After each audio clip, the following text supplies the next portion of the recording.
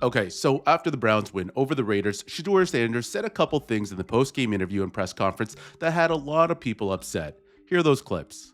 Win is crazy. It's amazing, off of 1 week of practice, you know what I mean? This 1 week of practice. So imagine, what a full offseason look like. It get dangerous. But it's just a 1 week of practice, so I'm just truly thankful, that everything happened. Everybody could analyze, everybody could say everything from sideline. You could watch TV, everything. You could talk on TV, whatever you want to do. But until you get out there and you do it, then it's different. Going out there,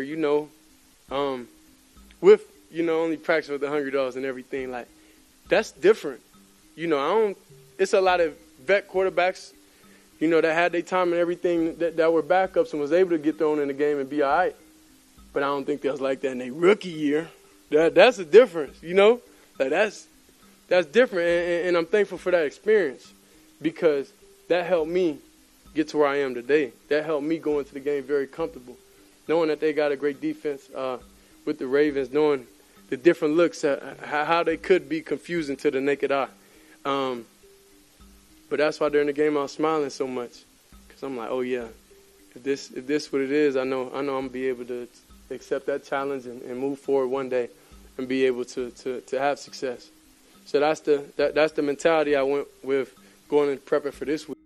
Okay, so that's what Shedeur had to say, and some people took it as confidence, while others felt that he was a bit arrogant.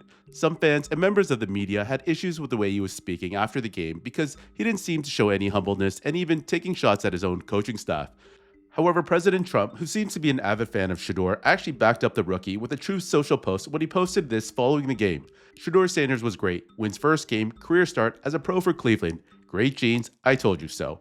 And for those of you who don't recall, Trump was actually one of the people who called out all 32 NFL teams when they passed on Shedeur round by round in the NFL draft. Anyways, two people in the media who were quite critical of Shedeur's post-game comments were Nick Wright and Eric Mangini, and here's what they had to say. Coach, Browns needed a win, they got to win. Were you a fan of the comments from Browns' new starting quarterback? Why? That's how we got here, right? Isn't it? That's how we kind of ended up in the 5th round because of talking like that, because of presenting yourself like that, and I get it. You want to be confident, and that's fine. You should be confident, but you don't need to take it to this level. And it's one of those things where you had 11 completions, and the defense had 10 sacks. You were playing the Raiders, which just fired their offensive coordinator. Things are fairly dysfunctional with that group, and I get it. You had 1 week of practice. Baker Mayfield went to the Rams with less than 48 hours of practice and lit it up when he was there. So 1 week of practice, you were there for OTAs. You were there for training camp. You've been there all season. You've been in every single meeting. You were the backup quarterback. So you had 1 week of practice. How many weeks of practice do you need? So let's see. Let's see now that you get more than 1 week of practice how dangerous you are.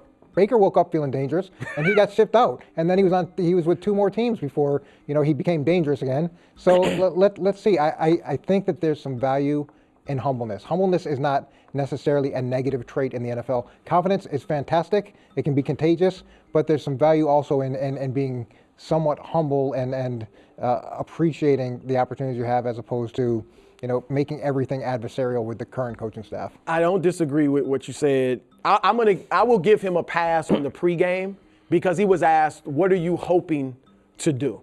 So he said, "I'm hoping to show them, the fans and myself, that." What was his direct quote? I'm what you've been waiting for. So that's fine. That's great. That's fine if she's like, "What are you hoping to show them?" Now, if she said, "What are you about to do?" and I'm about to show everybody I'm the one they've been waiting for. That's a little different. So I'll give him a pass on that. The post game, I didn't like that.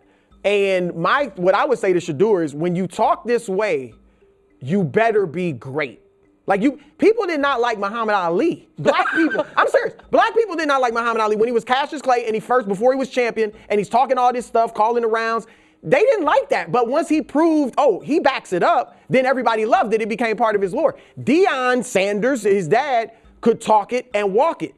If you can't walk it, then I don't think just fans or media won't like it. I think in your locker room, it won't go well with a lot of players. So that's the thing. When you talk, because I like Shedeur, but when you talk this way, you better be able to back it up. That's all I got to say. So I have long said I would prefer honest arrogance to false humility in my athletes. Like I would like if you are a naturally humble person, then great. But if you think I'm just the greatest, then I think we can see through it when guys are are faking how awesome they think they are.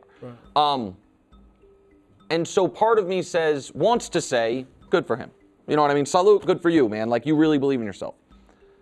My hurdle here is because Shedeur is in such a unique position because all of the athletes we've talked about in mostly the history of sports television have been at least starters, if not stars. So the context of, I want you to be, if you're arrogant, be arrogant. They are not guys typically fighting for their jobs. And when I watched Shedeur's postgame, my honest reaction to it was, oh man, I still don't think he quite either gets or acknowledges the actual position he's in the hierarchy of his own team and of the NFL. Because when he says, wait, imagine what it'll look like with a whole offseason. To me, that assumes he is going to walk into a season as the unquestioned starting quarterback and get that whole offseason. And my honest feelings are, while I root for that to be the case, my money would be on, yeah, that'll literally never happen. I do not think. Unless he's great. No, right. And I'm guessing, my prediction is he won't be great the rest of the season. But right now, do I think there will be, at any point in Shedeur's career, a team where he has just established himself as, I am the starting quarterback on this team? I don't think that's going to happen. And it would be, again, just a huge upset based on where he was drafted. And so I think he is going to walk into a offseason this coming offseason very similar to the one he's in right now, where you are fighting for reps, where you are not top on the depth chart. And it just, and I'm not going to, again, I think he's a charming, good-natured human being. But I think there is an element of, delusion's the wrong word, but he thinks that, it seems to me that he thinks, man, I was drafted in that spot for reasons that have nothing to do with how good of a quarterback I am. And now that I'm having a chance to show everyone how good of a quarterback I am, I'm back where I should have been, which is first round draft pick and be treated as such. And while that would be unbelievable for Cleveland if he plays up to that level, that's not how I think this is going to go. And so I think that's why it struck my radar of, oh man, I don't think you're going to get what you're talking about getting, at least no time in the next couple years. And so, and look, the Cleveland coaching staff could be wrong on Shedeur, but when you take a victory lap like that and take shots at the coaching staff, because that's what it is. I didn't read it like that. Oh, absolutely. Imagine if I got reps. Imagine if this happened. So he's taking shots, and so those guys still ultimately control your destiny, at least during the short term and in the offseason. I don't think it builds a positive relationship where he could have come out of this game and had some more credibility and built on this, as opposed to instantly coming off and making it confrontational again.